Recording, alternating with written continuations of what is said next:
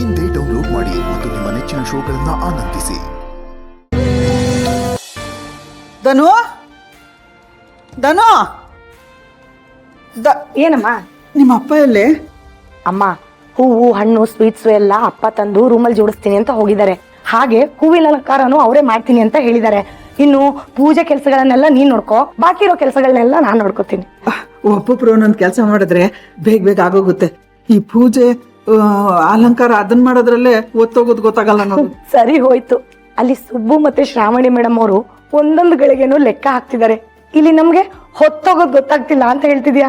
ಪಾಪ ಅವರು ಹೊತ್ತು ಹೇಗಪ್ಪ ಕಳೆಯೋದು ಅಂತ ಯೋಚನೆ ಮಾಡ್ತಿರ್ತಾರೆ. ಸುಮ್ನೆ ಇರೆ. ತಿಳಿದೈದಿಂದ ನನ್ ಮಗನು ಸೊಸೆನೂ ಒಂದಾಗ್ತಿದ್ದಾರೆ. ವರ್ಷದೊಳಗಡೆ ಗಂಡ್ ಮಗನೋ ಹೆಣ್ಮಗನೋ ಅವ್ರ ಮಡ್ಲಿಗ್ ಕೊಡ್ಲಿ ಅಂತ ಆ ದೇವ್ರ ಹತ್ರ ಬೇಡ್ಕೋತೀನಿ. ಬೇಡ್ಕೋ ಬೇಡ್ಕೋ. ಮೊಮ್ಮಗ ಮೊಮ್ಮಗಳು ಒಟ್ಟಿಗೆ ಬಂದ್ರೆ ಚಂದ ಅಲ್ವಾ? ಒಟ್ಟಿಗೆ ಅವಳಿ ಜವಳಿ ಮೊಮ್ಮಕ್ಕಳಾಗ್ಲಿ ಅಂತ ಬೇಡ್ಕೊಂಡ್ಬಿಡು. ವಿಶಾಲವಾದ ಅಕ್ಷಿ, ಏನೇ ಅಷ್ಟೊಂದು ಸಂತೋಷವಾಗಿ ಇದೆಯಾ ನೀನು? ಸಂತೋಷ ಆಗಲ್ವಾ ಮತ್ತೆ? ನನ್ ಮಗ ಸೊಸೆ ಜೀವನ ಶುರು ಆಗ್ತಿದೆ, ಮನೆಗೆ ತೊಟ್ಲು ಬರೋ ಸಮಯ. ಇದಕ್ಕಿಂತ ಸಂತೋಷ ಇನ್ನೇನ್ ಬೇಕು? ನಿನ್ನ ವಿಶಾಲವಾದ ಅಕ್ಷಿಗೆ ಮಗ ಮತ್ತೆ ಸೊಸೆಯ ಸಂತೋಷ ಕಾಣಿಸ್ತಿದೆಯೇ ಹೊರತು ನಿನ್ನ ಗಂಡನ ಕಳ್ಳಾಟ ಕಾಣಿಸ್ತಾ ಇಲ್ಲ. ಕಾಂತಮ್ಮವ್ರೆ, ಏನ್ ಮಾತಾಡ್ತಾ ಇದ್ದೀರಾ? ಇಷ್ಟೊಂದು ಅಡ್ಡಿ ಆದ್ರೆ ಹೆಂಗೆ ವಿಶಾಲು? ಸ್ವಲ್ಪ ನಿನ್ನ ವಿಶಾಲವಾದ ಅಕ್ಷಿಗಳನ್ನ ತೆರೆದು ನೋಡು, ಅವಾಗ ನಿನ್ನ ಗಂಡನ ಕಳ್ಳಾಟ ಕಾಣಿಸ್ಬೋದು. ನಮ್ಮ ಯಜಮಾನರು ದೊಡ್ಡವರು, ಕಣ್ಣ ಮುಚ್ಚಾಲೆ ಆಡೋ ಅವಶ್ಯಕತೆ ಅವ್ರಿಗಿಲ್ಲ. ನಾನು ಹೇಳ್ತಿರೋದು ನಿನ್ನ ಗಂಡ ಆಡ್ತಿರೋದು ದೊಡ್ಡವರ ಆಟನೇ. ಒಂದ್ ವಿಷಯ ಗಮನಿಸ್ದ್ಯಾ? ನಿನ್ ಗಂಡ ಎಲ್ಲೋ ಹಾದಿ ತಪ್ತಾ ಇದ್ದಾನೆ ಅಂತ ಅನ್ನಿಸ್ತಾ ಇಲ್ವಾ? ಅಯ್ಯೋ, ಯಾಕೆ ಹೀಗೆಲ್ಲ ಹೇಳ್ತಿದ್ದೀರಾ? ಇನ್ನೇನೆ ಮತ್ತೆ, ಮೊದ್ಲೆಲ್ಲ ನಿನ್ ಗಂಡ ಮನೆಯಿಂದ ಆಚೆ ಹೋಗೋನು. ಎಲ್ಲಿ ಹೋಗ್ತಿದ್ರಿ ಏನ್ ಹೋಗ್ತಿದ್ರಿ ಅಂದ್ರೆ ಅದಕ್ಕೇನೋ ಒಂದ್ ಸಾಬು ಬೀಳ್ಬಿಟ್ಟು ಹೋಗ್ಬಿಡರು. ಆದ್ರೆ ಇತ್ತೀಚೆಗೆ ಗಮನಿಸಿದ್ಯಾ, ನಿನ್ ಗಂಡ ಮನೆ ಬಿಟ್ಟು ಎಲ್ಲೂ ಹೋಗಲ್ಲ, ಯಾವ ಫೋನ್ ಕಾಲಲ್ಲೂ ಇರಲ್ಲ.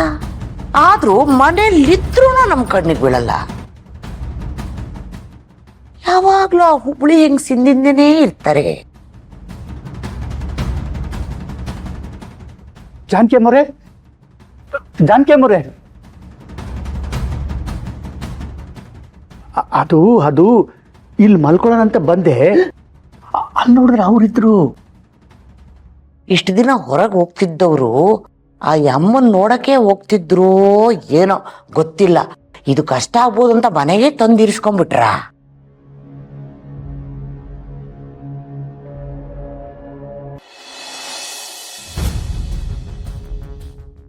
ಪ್ರೀತಿ ಅವ್ರೆ, ದಯವಿಟ್ಟು ನನ್ನ ಗಂಡನ ಬಗ್ಗೆ ಹಾಗೆಲ್ಲ ಮಾತಾಡಬೇಡಿ. ನನ್ನ ಗಂಡನ ಮೇಲೆ ನನ್ಗೆ ನಂಬಿಕೆ ಇದೆ. ನೀವೇನು ಹೇಳಿದ್ರು ನಿಮ್ಮ ಮಾತನ್ನ ನಾನು ನಂಬಲ್ಲ. ಇದೇ ಕಣೆ, ನೀನು ನಿನ್ನ ಗಂಡನ ತುಂಬಾ ನಂಬ್ತೀಯ. ಆ ನಂಬಿಕೆನೇ ನಿನ್ನ ಗಂಡನ ಬಂಡವಾಳವಾಗ್ಬಿಟ್ಟಿದೆ. ನಿನ್ನಂತ ಬುದ್ಧಿ ಇರೋದು ಹೆಂಗಸ್ರಿರೋದ್ರಿಂದನೇ ಗಂಡಂದ್ರು ಬುದ್ಧಿವಂತರಾಗ್ತಿರೋದು, ಆಡಬಾರದ ಆಟಗಳನ್ನೆಲ್ಲ ಆಡ್ತಾ ಇರೋದು. ಅಲ್ಲ ಕಣೆ, ಅವಯ್ಯ ಹೊರಗೆ ಹೋಗಿ ಕಷ್ಟಪಟ್ಟು ಆ ಒಮ್ಮನ ಮೀಟ್ ಮಾಡೋದು ಯಾಕೆ ಅಂದ್ಬಿಟ್ಟು ಬುದ್ಧಿ ಉಪಯೋಗಿಸಿ ಮನೆಗೆ ಯಾಕೆ ಕರ್ಕೊಂಬಂದು ಇಟ್ಕೊಂಡಿರ್ಬಾರ್ದು? ಅಯ್ಯೋ ಅಯ್ಯೋ ಅಯ್ಯೋ, ಅದೇನ್ ಮಾತು ಅಂತ ಆಡ್ತೀರಾ? ನನ್ನ ಗಂಡ ಅಂತವ್ರಲ್ಲ. ಈ ಮಾತನ್ನ ನಾನು ಹೇಳಿದ್ರೆ ಅದಕ್ಕೊಂದು ಅರ್ಥ ಇರ್ತಿತ್ತು. ನನ್ನ ಗಂಡನ್ ನೋಡು, ಅದೆಷ್ಟೋ ವರ್ಷ ಹಿಮಾಲಯದಲ್ಲಿ ಹೋಗಿ ಒಂಟಿಗಾಲಲ್ಲಿ ತಪಸ್ ಮಾಡಿದ್ರು ಒಂದು ಕೆಟ್ಟ ಚಟ ಕಲ್ತಿಲ್ಲ, ಒಂದು ಹುಡುಗಿರ್ನ ನೋಡಿಲ್ಲ. ಆದ್ರೆ ನಿನ್ ಗಂಡ ಆಟೋ ಓಡಿಸ್ಕೊಂಡು ಬೀದಿ ಬೀದಿ ಸುತ್ತಿ ಕಂಡ ಹೆಂಗಸರನ್ನೆಲ್ಲ ನೋಡಿ ಅದೇನು ಅಂತ ಮಾಡ್ತಿದ್ದಾನೋ ಏನೋ. ನನ್ನ ಗಂಡ ಆಟೋ ಓಡಿಸ್ತಾರೆ ಅಂದ ಮಾತ್ರಕ್ಕೆ ಬೀದಿ ಬೀದಿ ಅಲಿತಾ ಇದ್ದಾರೆ ಅಂತ ಹೇಳ್ತೀರಾ? ಅವರು ಕಷ್ಟಪಟ್ಟು ಸಂಪಾದನೆ ಮಾಡ್ತಿದ್ದಾರೆ. ವಿಶಾಲವಾದ ಅಕ್ಷಿ, ನಾನು ನಿನ್ನ ಗಂಡ ಆಟೋ ಓಡಿಸ್ತಿರೋದ್ರ ಬಗ್ಗೆ ಮಾತಾಡ್ತಿಲ್ಲಮ್ಮ, ಅದು ಒಳ್ಳೇದೇ. ಆದ್ರೆ ನಿನ್ನ ಗಂಡ ಆಡ್ತಿರೋ ಆಟಗಳ ಬಗ್ಗೆ ಹೇಳ್ತಾ ಇದ್ದೀನಿ. ನೋಡೆ, ನಿನ್ನ ಜೀವನ ನಿನ್ನ ಕೈಲಿದೆ, ನಿನ್ನ ಬದುಕು ನಿನ್ನ ಕಣ್ಣೆದುರಿಗೆ ಇದೆ. ನಿನ್ನ ಗಂಡನ್ನ ನೀನು ಹದಬಸ್ತಲ್ಲಿ ಇಟ್ಕೊಳ್ತೀಯೋ ಅಥವಾ ಹಾಗೆ ಬಿಡ್ತೀಯೋ ಅದು ನಿನಗೆ ಬಿಟ್ಟಿದ್ದು. ಜಾಸ್ತಿ ಏನು ಮಾತಾಡಲಿಲ್ಲ, ಸ್ವಲ್ಪನೇ ಮಾತಾಡಿದ್ದೀನಿ, ಅರ್ಥ ಮಾಡ್ಕೊಳ್ಳೆ.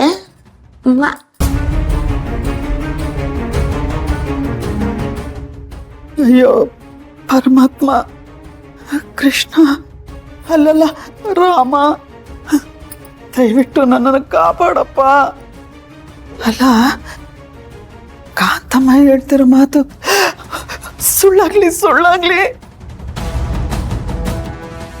ನನ್ನ ಗಂಡನ ಮೇಲೆ ನಂಬಿಕೆ ಇಡ್ಬೇಕಾ, ಇಲ್ಲ ಕಾಂತಮ್ಮ ಹೇಳ್ದಂಗೆ ಕಣ್ಣಿಡ್ಬೇಕಾ? ನಂಬಿಕೆ ಅನ್ನೋದಾಗಿರ್ಲಿ, ಕಾಂತಮ್ಮ ಹೇಳ್ತಾ ಇರೋದಕ್ಕೂ ನನ್ನ ಗಂಡ ನಡ್ಕೋತಾ ಇರೋದಕ್ಕೂ ಒಂದಕ್ಕೊಂದು ಸಂಬಂಧ ಅನ್ನಿಸ್ತಿದೆ. ಇವ್ರು ಇದ್ದಕ್ಕಿದ್ದಾಗೆ ಯಾಕೆ ಹಿಂಗೆ ಆಡ್ತಿದ್ದಾರೆ ಅಂತ ನಾನು ಕಂಡುಹಿಡಿಯಲೇಬೇಕು. ಕಂಡುಹಿಡಿಯಲೇಬೇಕು.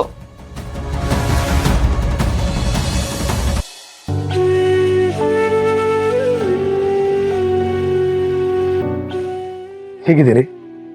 ಚೆನ್ನಾಗಿದ್ದೀನಿ. ನೀವು? ಅದನ್ನೆಲ್ಲ ಕೇಳಲೇಬೇಡಿ. ಅದನ್ನೆಲ್ಲ ನಿಮ್ಮ ಎದುರಿಗೆ ಬಂದು ನಾನೇ ಹೇಳ್ತೀನಿ. ನೀವು ಮನೆಯಿಂದ ಹೋದ್ಮೇಲೆ ತುಂಬಾ ನೆನಪಾಗ್ತಾ ಇದ್ರಿ. ಅಂದ್ರೆ ಒಂದು ರೀತಿ ನಾನು ನಿಮ್ಮನ್ನ ತುಂಬಾ ಮಿಸ್ ಮಾಡ್ಕೋತಾ ಇದ್ದೆ. ಇಷ್ಟು ವರ್ಷ ನಾನು ಈ ಮನೇಲಿ ನಗನಗ್ತಾ ಇದ್ದೆ, ಆದ್ರೆ ಮನಸ್ಸು ಸಂತೋಷವಾಗಿರ್ಲಿಲ್ಲ. ಬಾಯಿನಲ್ಲಿ ಮಾತುಗಳು ಬರ್ತಾ ಇತ್ತು, ಆದ್ರೆ ಹೃದಯ ಮೌನವಾಗಿತ್ತು. ನೀವು ನಮ್ಮ ಮನೆಗೆ ಬಂದಿದ್ದು ನನಗೆ ಗೊತ್ತಿಲ್ಲದೆ ನಾನು ತುಂಬಾ ಸಂತೋಷವಾಗಿದ್ಬಿಟ್ಟೆ. ಆದ್ರೆ ನೀವು ಮನೆಯಿಂದ ಹೋದ್ಮೇಲೆ ಯಾಕೋ ಮನೆ ಒಂಥರ ಬಿಕೋ ಅನ್ನಿಸ್ತಾ ಇದೆ. ಮನೆ ಮಾತ್ರ ಅಲ್ಲಣ್ಣ, ನಿನ್ ಮನ್ಸು ಬಿಕೋ ಅಂತಿದೆ. ನೀವಿದ್ದಾಗ ನನ್ನ ದಿನಚರಿ ಶುರುವಾಗ್ತಿದ್ದೆ ನಿಮ್ಮಿಂದ. ನಾನು ಎದ್ದ ತಕ್ಷಣ ನಿಮ್ಮನ್ನು ನೋಡ್ತಾ ಇದ್ದೆ, ಮಲಗಕ್ ಮುಂಚೆನೂ ನಿಮ್ಮನ್ನು ನೋಡ್ತಾ ಇದ್ದೆ. ನನ್ನ ಬಗ್ಗೆ ಎಷ್ಟು ಕಾಳಜಿ ವಹಿಸ್ತಾ ಇದ್ರಿ, ನನ್ನೊಂದು ಪುಟ್ಟ ಮಗು ಥರ ನೋಡ್ಕೊಂಡ್ರಿ. ಎಷ್ಟೋ ವರ್ಷಗಳ ಮೇಲೆ ನನ್ನೇ ನಾನು ಮರೆಯೋ ಥರ ಮಾಡ್ಬಿಟ್ರಿ. ಎಷ್ಟೋ ವರ್ಷಗಳಾದ ಮೇಲೆ ನೀವು ಈ ಮಾತು ಹೇಳ್ತಿದ್ದೀರ ವೀರು. ಮದುವೆ ಆದ ಹೊಸ್ತರಲ್ಲೂ ನೀವು ಇದೇ ಮಾತುಗಳನ್ನ ನನಗೆ ಹೇಳಿದ್ರಿ. ಈಗ ಮತ್ತೆ ನಿಮ್ಮ ಬಾಯಿಂದ ಇದನ್ನೆಲ್ಲ ಕೇಳೋದಕ್ಕೆ ತುಂಬಾ ಖುಷಿ ಆಗ್ತದೆ. ಯಾಕೆ ಮಾತಾಡ್ತಿಲ್ಲ ಜಾನಕಿ ಅವರೇ? ನನ್ನ ಜೊತೆ ನಿಮಗೆ ಮಾತಾಡಕ್ಕೆ ಇಷ್ಟ ಇಲ್ವಾ? ಇಲ್ಲ, ಹಾಗೇನಿಲ್ಲ. ನನಗೆ ಗೊತ್ತು ಜಾನಕಿ ಅವರೇ, ಅಕ್ಕ ಮಾಡಿದ ತಪ್ಪಿನಿಂದ ನಿಮ್ಗೆ ಎಷ್ಟು ಅವಮಾನ ಆಗಿದೆ ಅಂತ. ಅಕ್ಕ ಪದೇ ಪದೇ ನನ್ನ ನಂಬಿಸಿ ಮೋಸ ಮಾಡ್ತಾ ಇದ್ದಾಳೆ. ಪಾಪ ಅವಳು ತಾನೇ ಏನ್ ಮಾಡ್ತಾಳೆ? ಯಾರ್ದೋ ಮಾತು ಕೇಳಿ ಅವಳು ಹೀಗೆ ಆಡ್ತಾ ಇದ್ದಾಳೆ. ಅದೊಂದೇ ಕಾರಣಕ್ಕೆ ನಾನು ಸುಮ್ಮನೆ ಇದ್ದೀನಿ.